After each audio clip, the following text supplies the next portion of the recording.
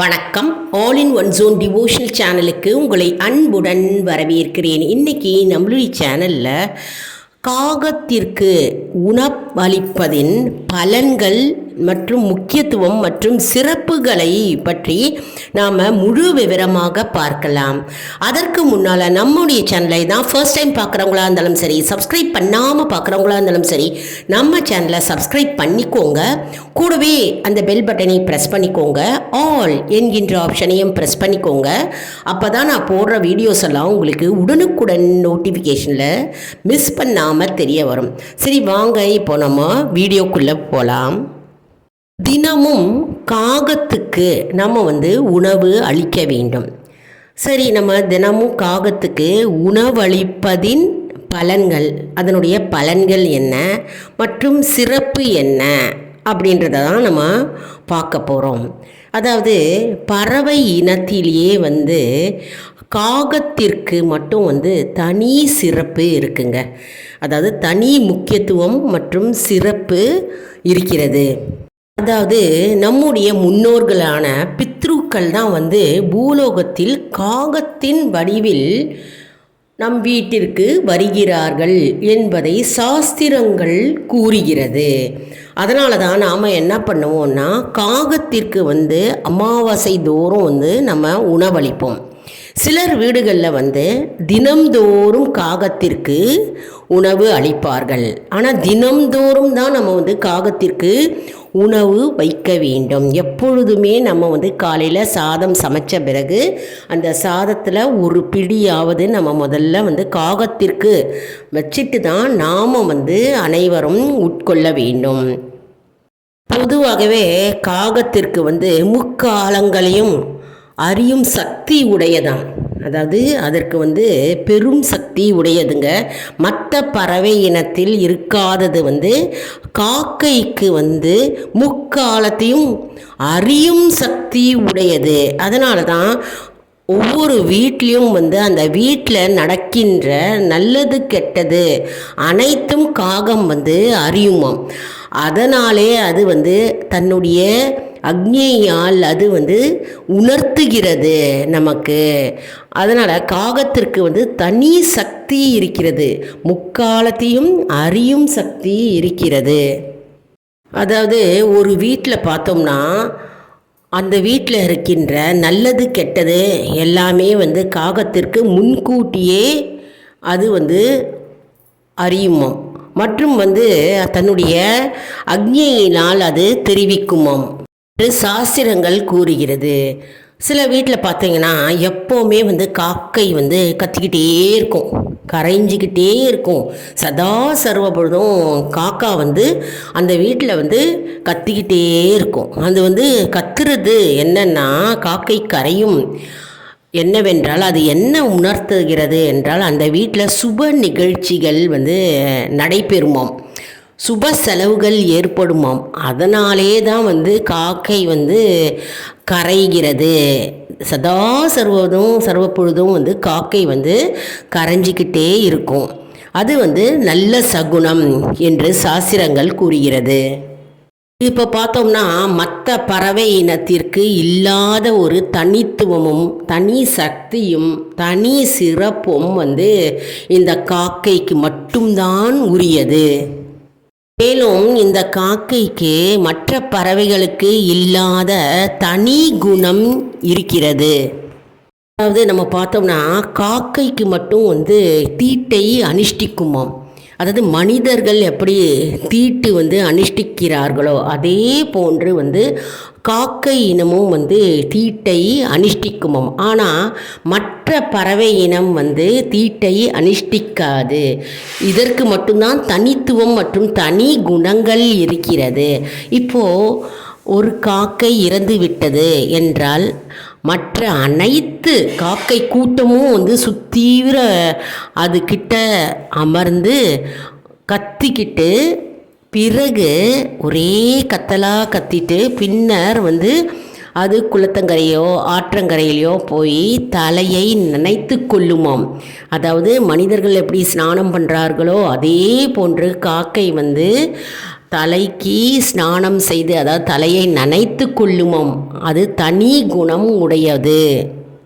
எல்லா காக்கை கூட்டமும் ஒன்றாக சேர்ந்து காக்கா என்று கத்தி துக்கம் அனுஷ்டிக்குமாம். அந்த இறந்த காக்கைக்கு மனிதர்கள் போலவே காக்கைக்கு மட்டும் குணம் இருக்குமாம். இது மனிதர்களைப் போலவே தீட்டை அனுஷ்டிக்கும் வழக்கம் இருக்குமாம். அதாவது தலையை நனைத்து கொள்ளும் மனிதர்களைப் போலவே இது தீட்டை அனுஷ்டிக்குமாம். அந்த சிறப்பு குணம் உடையது காக்கைக்கு. இப்படி அபூர்வ சிறப்பு கொண்ட காக்கைக்கு நம்ம உலர் திராட்சை உணவாக வைக்கலாமாம். உலர் திராட்சைனா காஞ்ச திராட்சை இருக்கும் பார்த்தீங்களா, ட்ரை கிரேப்ஸு.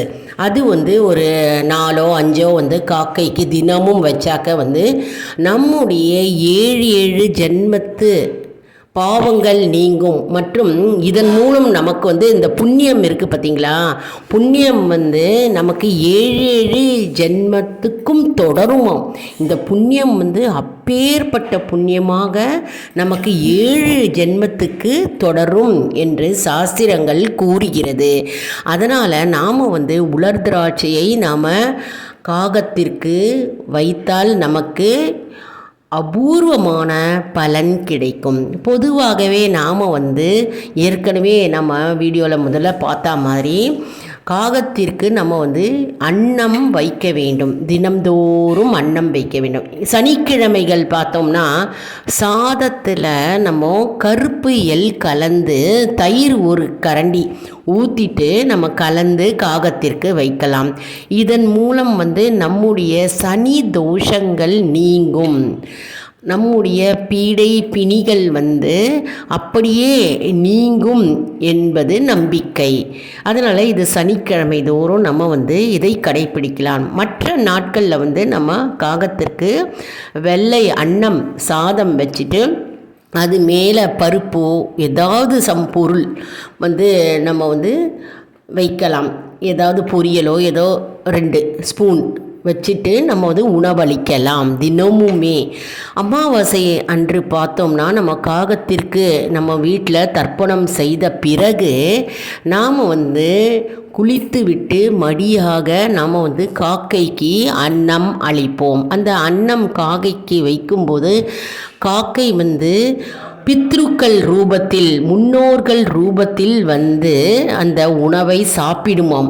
அந்த உணவை சாப்பிட்ட பிறகு அதாவது நமக்கு கண்ணுக்கு தெரியாமலே நம்முடைய பித்ருக்கள், நம்முடைய முன்னோர்கள் நம்முடைய குடும்பத்தில் இருக்கும் அனைவரையும் வாழ்த்தி நம்மை ஆசீர்வதிப்பார்கள் என்பது நம்பிக்கை. மேலும் நம்ம காகத்திற்கு உணவளிக்கும் பொழுது யமதர்மனின் ஆசீர்வாதமும் மற்றும் அவருடைய அருளும் மற்றும் விநாயக பெருமானின் ஆசீர்வாதமும் அவருடைய அருளும் நமக்கு பரிபூர்ணமாக கிடைக்கும் என்பது ஐதீகம். நான் என்ன செய்வேன்னா, எங்கள் வீட்டில் நான் தினமும் காக்கைக்கு உணவளிப்பேன். முதல்ல காக்கைக்கு சாதம் வச்சுட்டு தான் மற்றவர்களுக்கெல்லாம் உணவு பரிமாறுவேன். நீங்கள் உங்கள் வீட்டில் காக்கைக்கு தினமும் சாதம் வைப்பீர்களா, அல்லது அவ்வப்போது வைப்பீர்களா, அல்லது சனிக்கிழமை தோறும் வைப்பீர்களா, அப்படி இல்லைனா அமாவாசை தோறும் வைப்பீர்களா என்று கமெண்ட் செக்ஷனில் உங்களுடைய கருத்துக்களை தெரிவிங்க. நாங்களும் தெரிந்து கொள்கிறோம். அதாவது காக்கை என்பது அது சிறந்த பறவை மற்றும் நம் முன்னோர்கள் காக்கை ரூபத்தில் நம்முடைய வீட்டில் இருக்கும் உணவை உட்கொள்கிறார் என்பது சாஸ்திரங்கள் கூறுகிறது.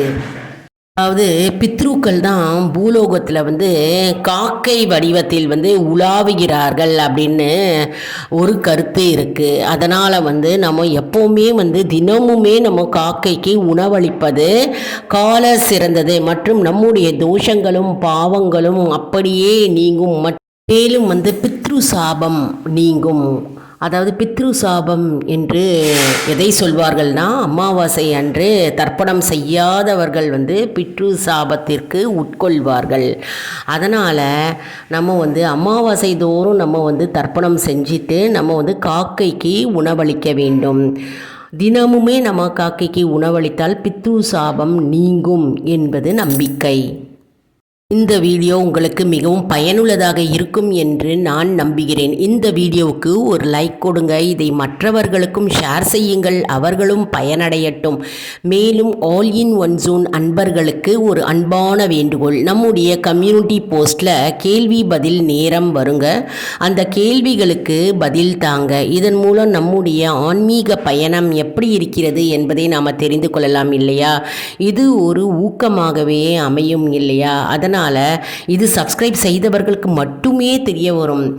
அதனால் நம்முடைய சேனலை மறக்காமல் சப்ஸ்கிரைப் செய்து கொள்ளுங்கள். அடுத்த வீடியோவில் வேறொரு தலைப்புடன் உங்களை வந்து சந்திக்கிறேன். நன்றி, வணக்கம்.